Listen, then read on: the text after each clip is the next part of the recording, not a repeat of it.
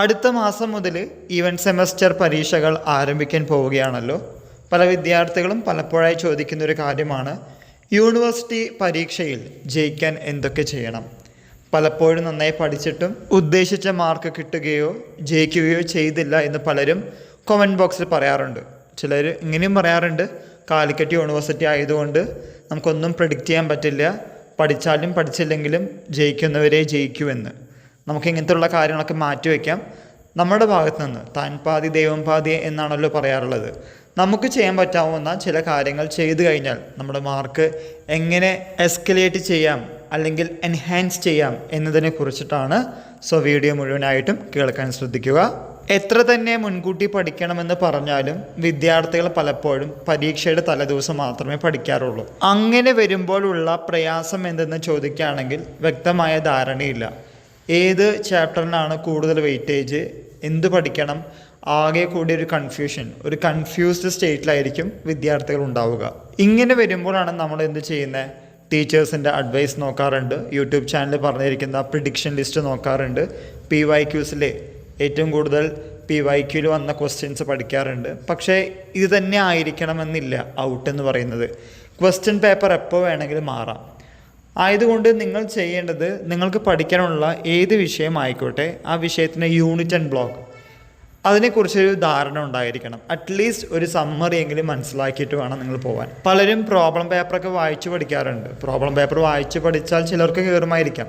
എന്നാലും intellectual capacity അനുസരിച്ച് സ്റ്റഡീസിൻ്റെ ഭാഗമായി പറയുകയാണെങ്കിൽ പ്രോബ്ലം പേപ്പറൊക്കെ നമ്മൾ എഴുതി പഠിക്കുന്നതാണ് നല്ലത്. അല്ലെങ്കിൽ പെട്ടെന്ന് തലയിൽ കയറില്ല.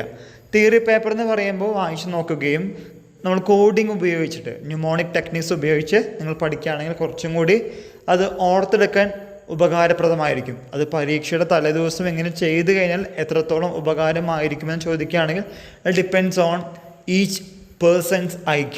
ആ കാര്യം നിങ്ങൾ മറന്നു പോകരുത്. പരീക്ഷയുടെ തലേദിവസം പഠിക്കുന്ന കുട്ടിയാണെങ്കിലും സിലബസ് ആൻഡ് നോട്ട്സ് നിങ്ങൾ കറക്റ്റായിട്ട് സെറ്റാക്കി വെച്ചിരിക്കണം. സെറ്റാക്കി വെച്ച് കഴിഞ്ഞാൽ നമുക്ക് അറ്റ്ലീസ്റ്റ് എപ്പോഴാണ് പഠിക്കാൻ താല്പര്യം വരുന്നത് അപ്പോഴെങ്കിലും നമുക്ക് എന്ത് ചെയ്യാം, ഇടയ്ക്ക് റിവൈസ് ചെയ്യാം, മറിച്ച് നോക്കാം. ഇപ്പോഴാണെങ്കിൽ കുറേ അധികം റിസോഴ്സസ് അവൈലബിൾ ആണ്. മറ്റേ AI ഉണ്ട്, ChatGPT ഉണ്ട്, അങ്ങനെ പലതരത്തിലുള്ള AI ടൂൾസ് അവൈലബിൾ ആയതുകൊണ്ട് നിങ്ങൾക്ക് എന്ത് പ്രയാസങ്ങളുണ്ടെങ്കിലും പെട്ടെന്ന് തന്നെ സ്വായത്തമാക്കാനുള്ള പല ടൂൾസുകളും അവൈലബിൾ ആണ്. 1 സെൻറ്റൻസ്, 2 സെൻറ്റൻസ്, പാരഗ്രാഫ്, എസ്സേ, അങ്ങനെ നമ്മൾ ജസ്റ്റ് അടിച്ചു കൊടുത്താൽ തന്നെ നമ്മുടെ കറക്റ്റായിട്ടുള്ള ഒരു സ്ക്രിപ്റ്റ്, ആൻസർ സ്ക്രിപ്റ്റ് നമുക്ക് കിട്ടും. ജസ്റ്റ് ഒന്ന് വായിച്ച് നോക്കുക. അതൊന്ന് അയവർക്കെ തന്നെ ജയിക്കാനുള്ള മാർക്ക് നമുക്ക് സ്കോർ ചെയ്യാവുന്നതാണ്. പറയാൻ ഉദ്ദേശിച്ച കാര്യങ്ങൾ വീണ്ടും ആവർത്തിക്കുന്നു. സിലബസും നോട്ട്സും നിങ്ങൾ സെറ്റാക്കി വെച്ചിരിക്കണം. ജസ്റ്റ് ഒന്ന് റിവൈസ് ചെയ്യുന്നത് നല്ലതാണ്. ഏതെങ്കിലും പോർഷൻസ് ബുദ്ധിമുട്ടാണെങ്കിൽ അറ്റ്ലീസ്റ്റ് അതിൻ്റെ ജിസ്റ്റ് അഥവാ സമ്മറി അറിയുന്നില്ലെങ്കിൽ AI ടൂൾ ഉപയോഗിച്ചിട്ട് അത് റെക്ടിഫൈ ചെയ്യുന്നത് നല്ലതാണ്.